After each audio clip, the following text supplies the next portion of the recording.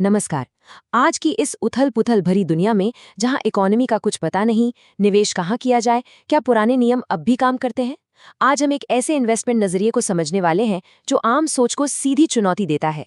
ये संदीप माहेश्वरी का विश्लेषण है कि इस मुश्किल दौर में अपनी दौलत को कैसे बचाया और बढ़ाया जाए। और यही वो सवाल है जो आज शायद हर निवेशक के मन में है। जब जाने पहचाने रास्ते या तो बहुत रिस्की लग रहे हैं या उनमें कोई फायदा ही नहीं दिख रहा, तो कोई अपनी मेहनत की कमाई का आखिर करे तो करे क्या? यहीं से हमारी आज की पड़ताल शुरू होती है। तो सबसे पहले ये समझना जरूरी है कि आज एक इन्वेस्टर फंसा कहाँ है। एक तरफ तो उसे चाहिए सुरक्षा और दूसरी तरफ बेहतर रिटर्न की उम्मीद भी है। लेकिन क्या हो अगर दोनों ही रास्ते एक जाल की तरह लगे? ऐसा लगता है कि निवेशक दो खराब विकल्पों के बीच में बुरी तरह फंस गया है। तो देखिए, दुविधा है क्या? एक तरफ है फिक्स्ड डिपॉजिट जैसे सेफ ऑप्शन, जहां रिटर्न की पक्की गारंटी है, पर प्रॉब्लम यह है कि वो रिटर्न असली महंगाई को भी मात नहीं दे पाते। और दूसरी तरफ है स्टॉक मार्केट, जहां हाई रिटर्न मिल सकता है, लेकिन शॉर्ट टर्म में ये अंदाजा लगाना कि कौन सा स्टॉक ऊपर जाएगा और कौन सा नीचे, ये तो सट्टेबाजी से कम नहीं है। और यहाँ एक बहुत जरूरी बात आती है जिसे अक्सर लोग नजरअंदाज कर देते हैं। सरकार जो महंगाई के आंकड़े बताती है वो हमारी असल जिंदगी से मेल नहीं खाते। जरा सोचिए, 5 साल पहले जो चीजें जितने की आती थीं, आज कितने की आती हैं? असली महंगाई दर तो 8 से 10% के करीब है। इसका सीधा मतलब ये है कि 6% एफडी रिटर्न पर टैक्स कटने के बाद पैसा बढ़ नहीं रहा, बल्कि उसकी खरीदने की ताकत हर साल घट रही है। यानी धीरे धीरे गरीबी की ओर बढ़ रहे हैं। तो फिर सवाल उठता है कि हाई रिटर्न के लिए जाएं तो जाएं कहाँ? सालों से हमें यही सिखाया गया है कि स्टॉक मार्केट जाओ, लेकिन क्या होगा अगर मैं कहूं कि पिछले 25 साल के आंकड़े कुछ और ही कहानी सुना रहे हैं? अब जरा इस स्लाइड पर नजर डालिए। ये आंकड़े सच में चौंकाने वाले हैं। देखिए, साल 2000 से लेके अब तक सेंसेक्स करीब 16 गुना बढ़ा है।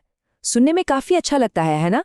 लेकिन उसी समय में सोना और चांदी दोनों ही लगभग 40 गुना बढ़े हैं। ये डेटा उस सोच को सीधे सीधे गलत साबित करता है कि सबसे ज्यादा रिटर्न सिर्फ और सिर्फ स्टॉक मार्केट में ही मिलता है। और संदीप माहेश्वरी का ये कोट इस डेटा के निचोड़ को साफ साफ बताता है। पिछले 2.5 दशकों का इतिहास ये दिखा रहा है कि कीमती धातुओं ने इक्विटी मार्केट को बहुत बड़े मार्जिन से पीछे छोड़ दिया है, और इसने निवेशकों की एक बहुत पुरानी धारणा पर एक बड़ा सवालिया निशान लगा दिया है। अच्छा, तो स्टॉक मार्केट नहीं तो क्या रियल एस्टेट एक अच्छा ऑप्शन है? यहाँ भी एक बड़ी प्रॉब्लम है। रियल एस्टेट की कीमतें पहले ही आसमान छू रही हैं, इतना ज्यादा कि ये एक बुलबुले जैसा लगता है।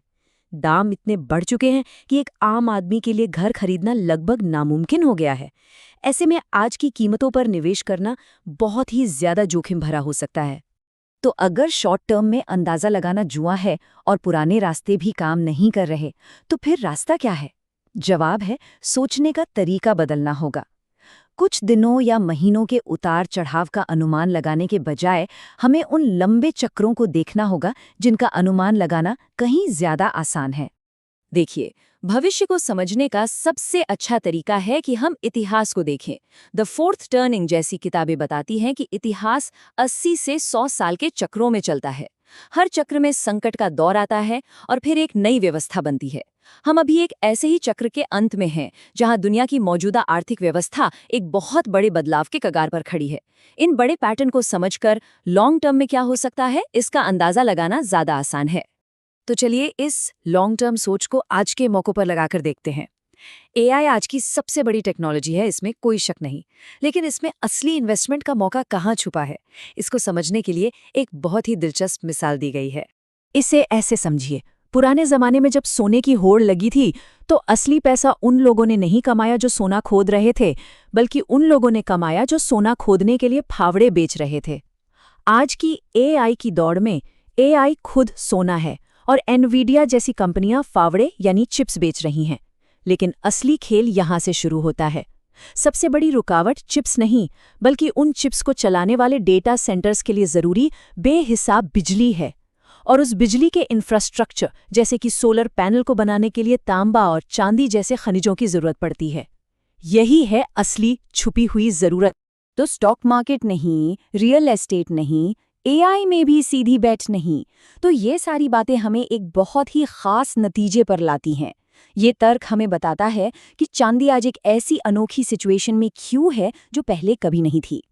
लेकिन इस तर्क को समझने के लिए पहले हमें पैसे को समझना होगा। आज हम जो पैसा इस्तेमाल करते हैं, रुपया हो, डॉलर हो, उसे फिएट करेंसी कहते हैं।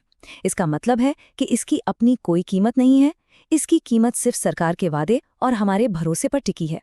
इसे पैसे का एक भ्रम भी कहा जा सकता है और इतिहास गवाह है कि समय के साथ हर फिएट करेंसी की कीमत गिरती ही गिरती है। अब जरा बाजार की साइज को देखिए। सोने का जो बाजार है वो बहुत बड़ा है, लगभग $17.5 ट्रिलियन का। ये एक बहुत बड़ी ग्लोबल संपत्ति है।